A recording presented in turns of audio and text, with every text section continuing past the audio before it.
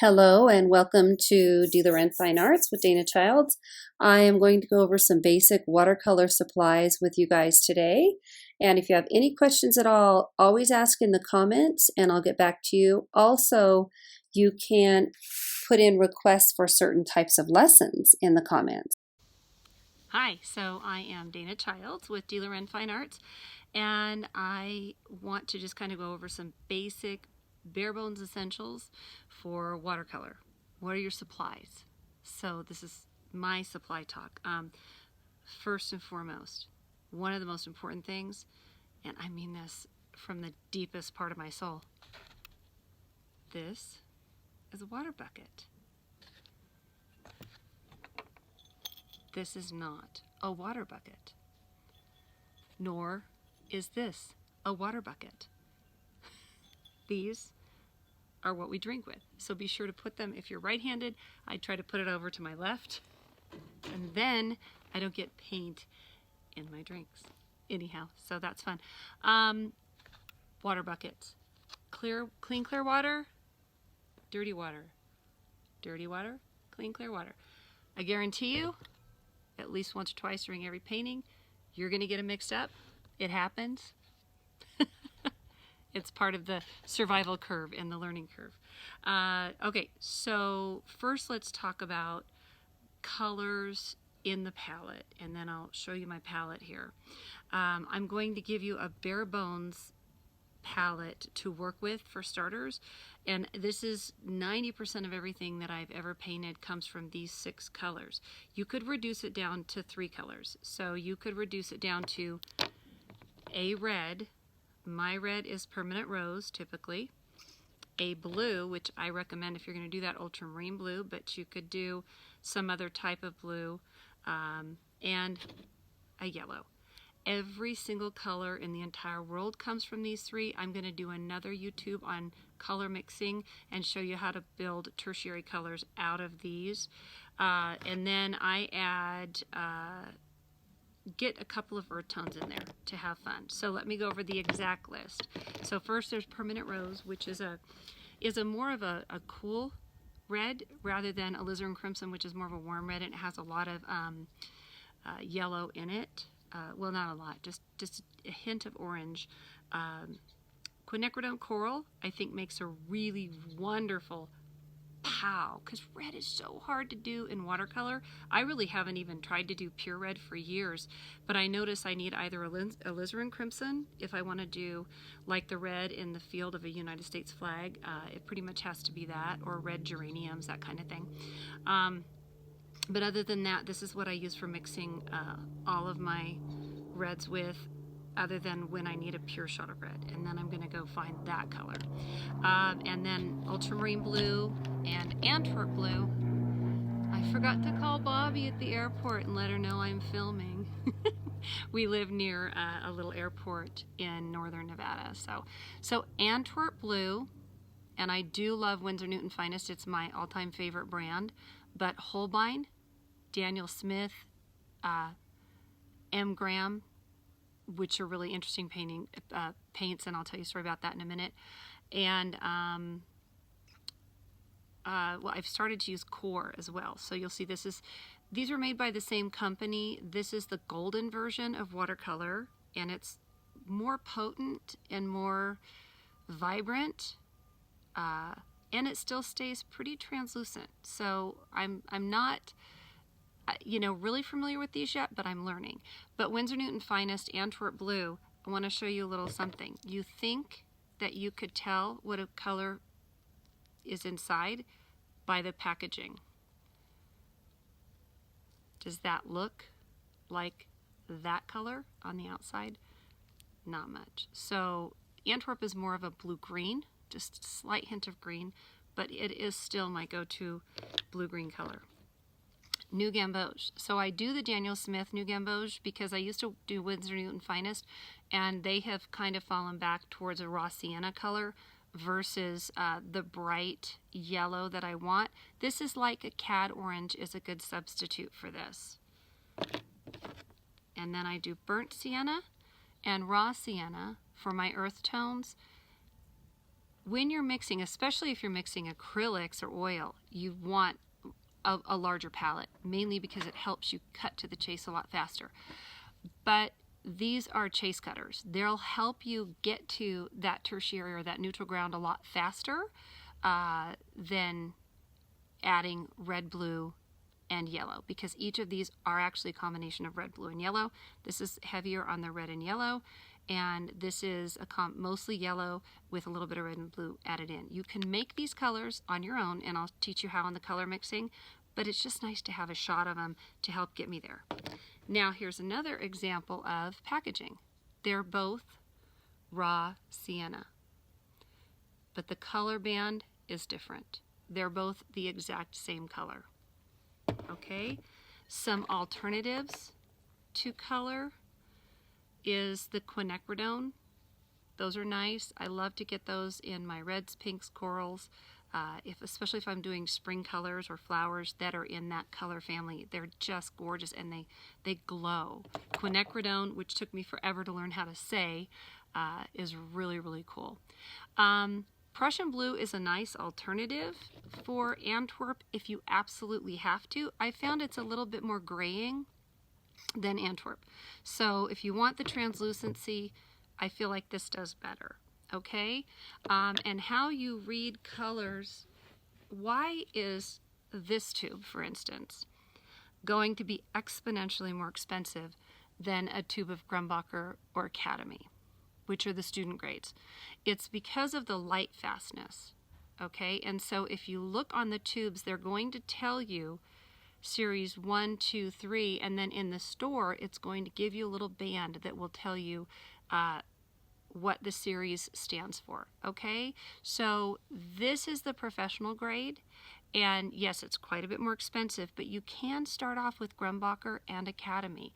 I highly recommend using tubed paints and fresh squeezes as often as you can. So as you start, if you want an affordable way to do it, that's a great way. Also, an affordable palette alternative, I'll talk about that first since I was talking about affordability. This palette is probably $28, $29 still, and that's about what it was when I first bought my very first Frank Webb almost 30 years ago.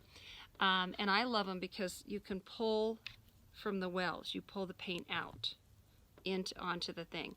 And if you tilt it, it's even better because everything is going to run down to this end and nothing's going to run into paint on that end. Okay? It's a Frank Webb palette, but for beginners. Get a white dinner plate at a thrift store. Okay?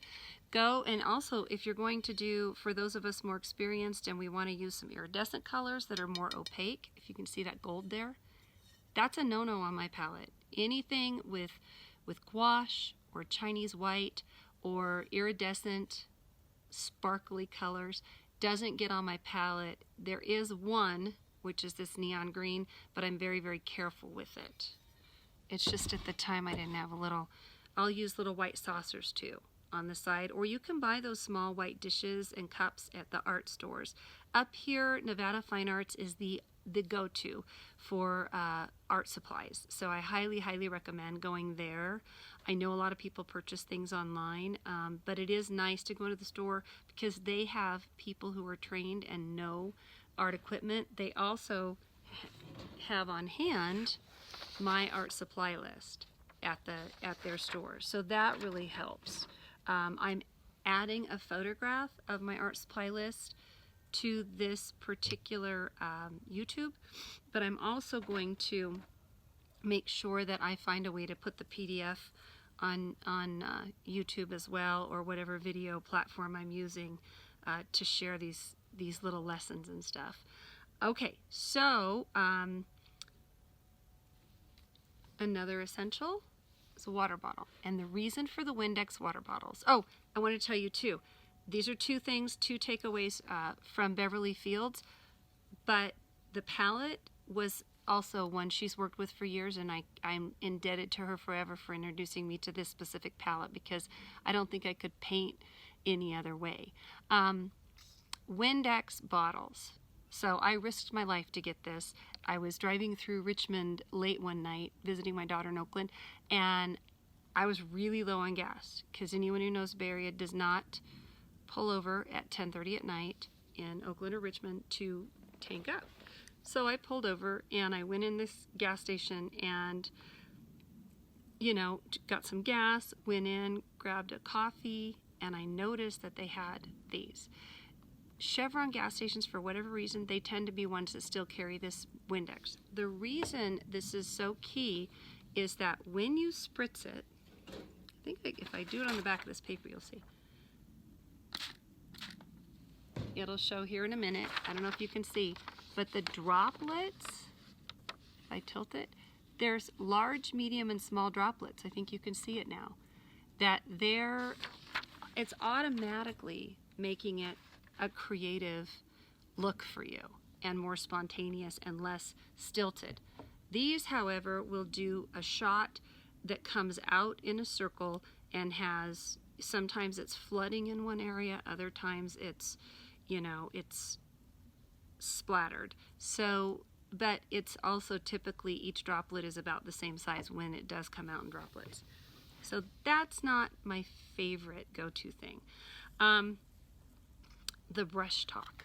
Okay, this here is not, these are not watercolor brushes.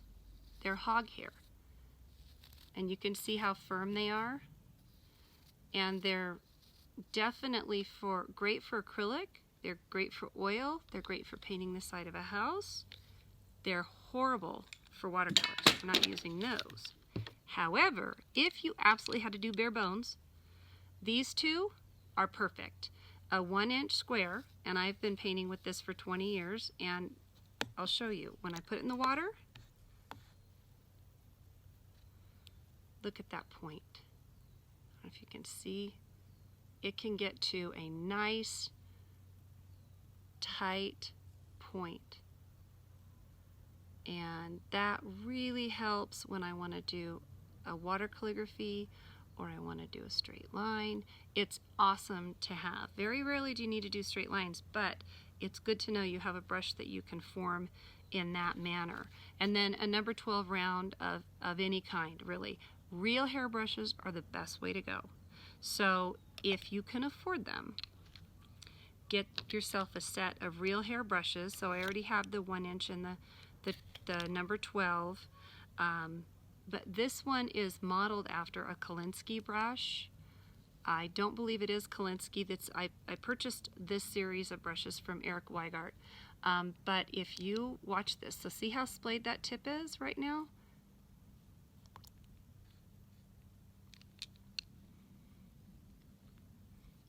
Look at that point.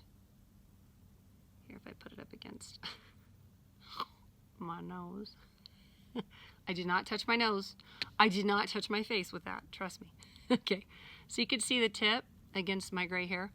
That is pretty amazing. And over time, that might wear out, but real hair will do much finer tips for you. Quill brush is a great thing to have. This is a number 5 quill brush. That was number 12, by the way. And then a large, I think this is 1.5 inches, number 24, square tip brush is wonderful to have as well. And you can get, this one's not going to get quite to the point, get to the point, baby, that the other one did. You could slightly see it's tapering. There you go, at that angle you can see it better. But you can see when it comes to a tip like that, it's wonderful. But the beauty of these real hair brushes is they hold a lot of water back at the ferrule. This is the ferrule. They'll hold a lot of water here and release it as you go. These hold a copious amount of water back at the ferrule. And so you can paint much longer and still have a nice wet effect with a brush like this. If you get a number 12 quill brush, you're good to go for, I don't know, a 22 by 30 painting. No, I'm kidding. For at least a quarter of that. Okay, so that is one of the things. I was going to tell you the funny story about M. Graham. Okay, so I bought a bunch of M. Graham paints. This is not M. Graham, but I bought a bunch a long time ago. I was teaching in Placerville at Studio 420. Don't make fun of me. I had no idea why they called it that. The address was really 420, so I thought, okay. But I figured it out after about 6 months. One day I was smelling something funny and went, what's going on in here? Yeah. So anyhow, that was the only paint they sold in the studio store. And so I bought some because I ran out of a particular color and I didn't have time to run across the street to Placerville News, which is a phenomenal little news store. You can get gum, gift items, books, magazines, and art supplies. It's crazy amazing that we had that in Placerville. But anyhow, so I grabbed this Amgram paint, put some on my palette, and so I'm out painting, you know, on a beach, not too long after, and I'm used to getting like sand and debris in my palette, because if I'm in a plein air paint and I'm near my car or don't have to schlep too far, I take my beach chair, I set this in the sand or in the dirt or on the grass or wherever I am, and then I paint sitting next to, you know, having this next to the chair on the ground. It's a wonderful way to go. Before long, I looked over and I noticed there are little ants crawling in my paints, in my palette. And that was funny. I actually got one on my painting before I realized that they were inundating my palette. So that was pretty funny. Okay, so the brush talk. The other thing is, if you spend money on expensive brushes, don't hike up the back of Half Dome with them in your backpack, because they will, if you're stupid like me, and you open up a pouch and don't zip it up all the way, you're going to lose them down the back. I lost one of these. I spent $85 on it back in 97 or 98. It killed me, but it went flying past somebody's head behind me on the step ladder on the back of Half Dome. So unfortunately, that was an irretrievable mistake. So now when I backpack, which I do a lot of hiking and backpacking with my paints, and I have a whole other video that talks about those supplies, I will take cheaper brushes with me just in the event. I mean, sometimes I stick them in the sand, or I stick them, you know, on a bush branch, and I may accidentally walk away without them. Last year I attempted to do Half Dome again on June 1st, and as we all know, in the Sierras, it snowed on us the night before, and it was ice, snow, 4 feet of snow over subdome, so we couldn't get all the way to the cables, but they had the cables down anyway.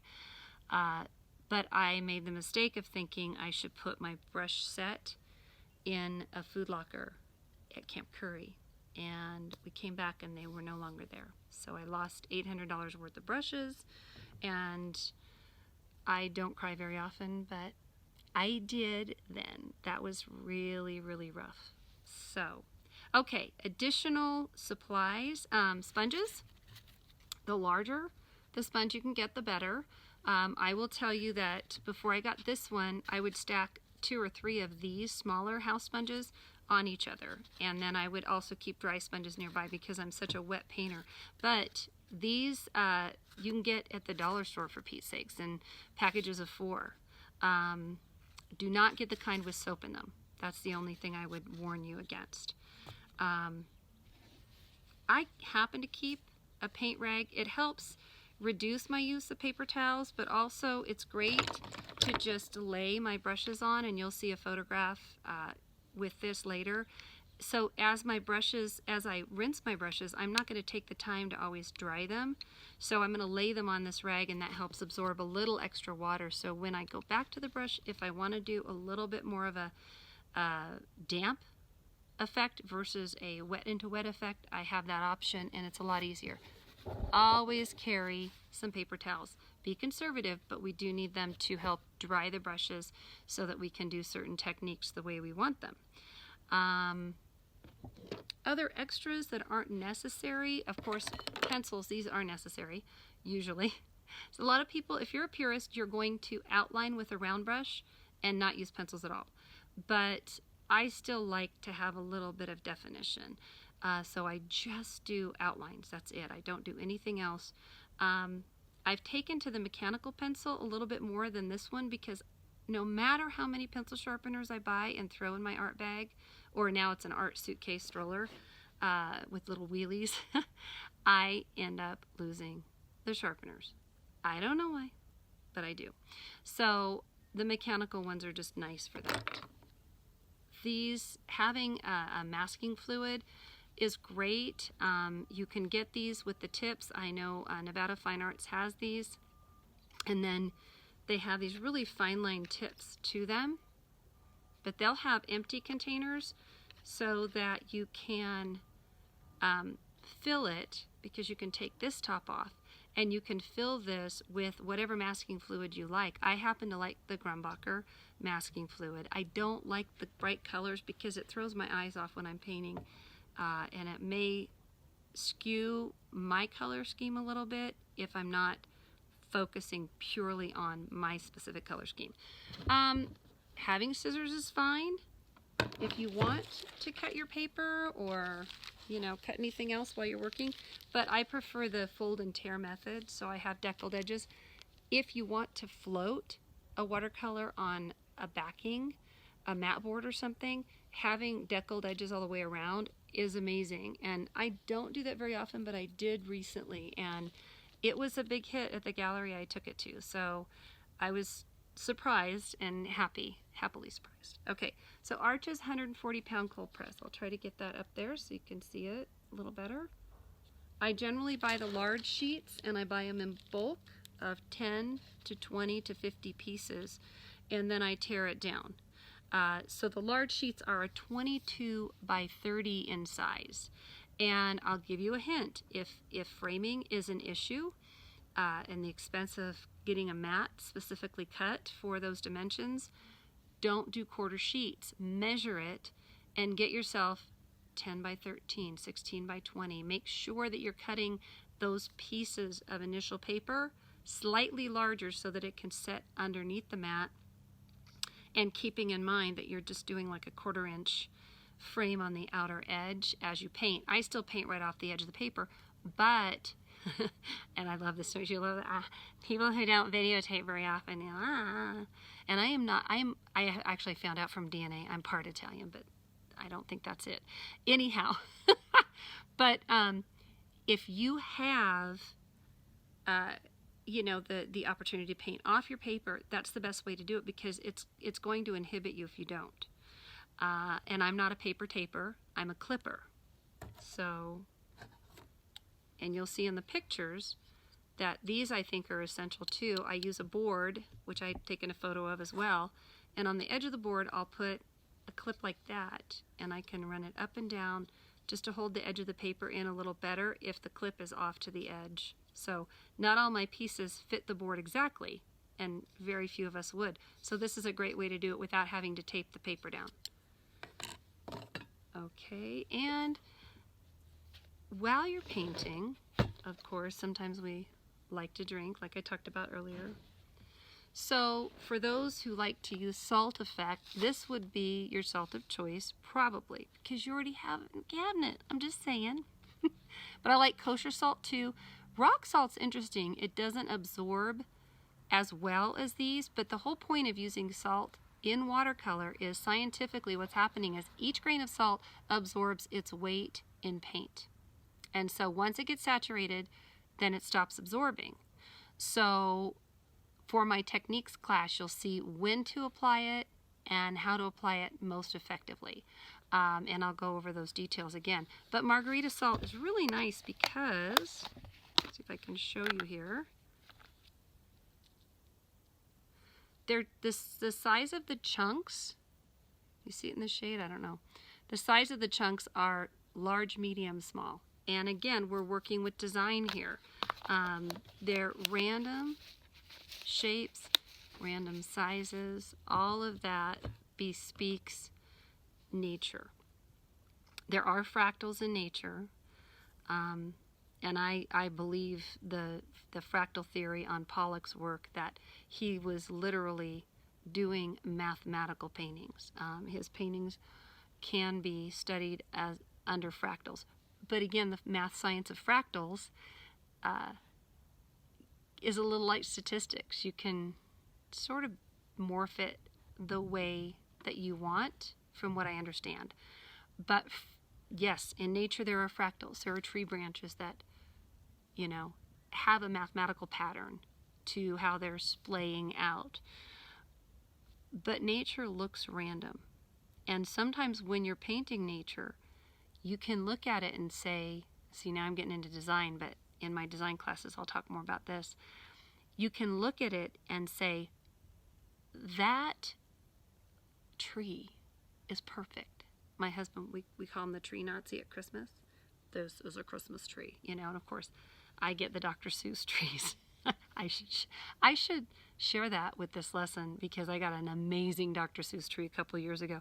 But anyhow, randomness is a part of how nature looks to us, and abstraction is a part of what we're drawn to as human beings.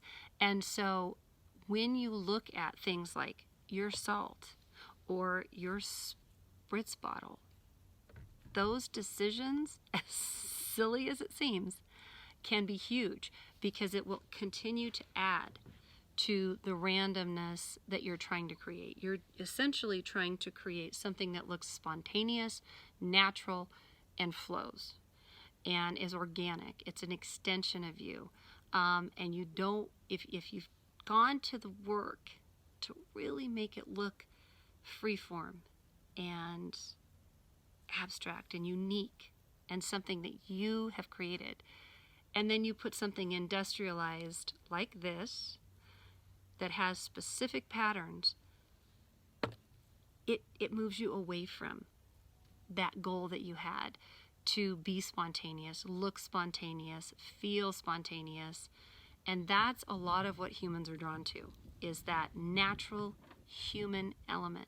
Not perfection, not geometry, and not that idyllic, perfect scenery. Some people get a lot of solace from that. I have been surveying my classes, and I've been teaching group classes for going on 24 years now, almost 24 years. And I show them different patterns, and it's always the random one that I would say 98% of people pulled, even literally ages 5 years all the way up to 90, will land on that random side. So that's why some of your supplies that, you know, could lean themselves, if you use regular iodized salt, do you realize each grain is exactly the same? I know it sounds weird because you think of salt as like snowflakes, but put some iodized salt in your hand sometime and look at the spheres. Every single one of those grains is spherical and almost identical to the one sitting next to it. So that's why you want to pay attention to randomness and your supplies in that sense. If you have any questions, just ask in the comments and I will get back to you as fast as I can. I try to check the comments at least twice a week. And otherwise, I'm going to try to put a downloadable supply list for you. Otherwise, you can email me at tfa.create@gmail.com, and you'll see that on one of my printouts, one of the slides in this video as well. So it's TFA as in Tom, Frank, Alice, .create@gmail.com. And again, I am Dana Childs with D. Loren Fine Arts, and happy painting. Okay, so I've covered quite a bit. I wanted to give you the whole kit and caboodle, but I want you to know too that I have a supply list that you can get either on my website or by emailing me and whatnot. But just remember, professional grade is nice. It's not necessary. All of the things I suggested, I tried to give you substitutes for, so hopefully that will inspire you to get started without having to, you know, break the bank or rob one maybe. Anyhow, I really hope that you have happy painting and enjoy the process and the experience. And remember, every piece of paper, every painting, you have to look at that piece of paper as it is just a piece of paper. It is not the be-all and end-all, and every watercolor is an experiment. But remember, be like Gus. Don't forget the Windex. All right, happy painting. And if you like what you see, subscribe. Again, you can go and get my supply list online. And I hope to hear from you in the comments. If you have ideas of what you want to learn, please post them in the comments.